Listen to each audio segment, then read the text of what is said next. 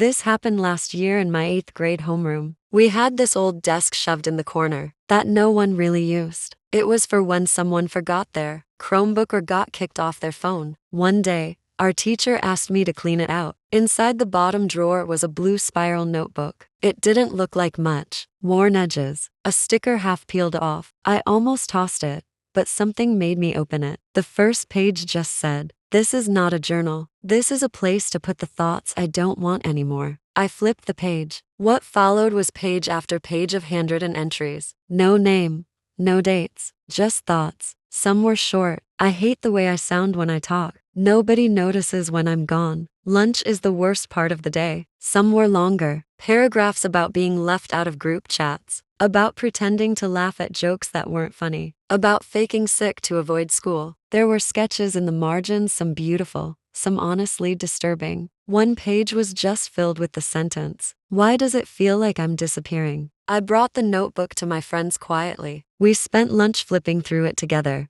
barely saying anything. One of them started crying. We all recognized the handwriting. We realized the entries were from someone who used to sit in our homeroom, a quiet kid named Aiden. He moved away the year before. I barely talked to him, but I remembered he was always drawing. Never really made eye contact. I think he left halfway through the year, and honestly, no one said much about it. That hit me the hardest. We brought the notebook to our school counselor. She read it in full silence. Then she just closed her eyes and said, "Thank you for showing me this." The next week, our school started something called Anonymous Mondays. A table was set up in the library with journals, pencils, and a box. Anyone could write something they were feeling and drop it in no names, no judgment. A few entries got shared on posters around school with permission. Things like, "Sometimes I cry before school and pretend it's allergies. I only feel okay when I'm in art class. I don't want to be invisible anymore." Those posters, they made people feel seen. Then came the part none of us expected. 2 months later,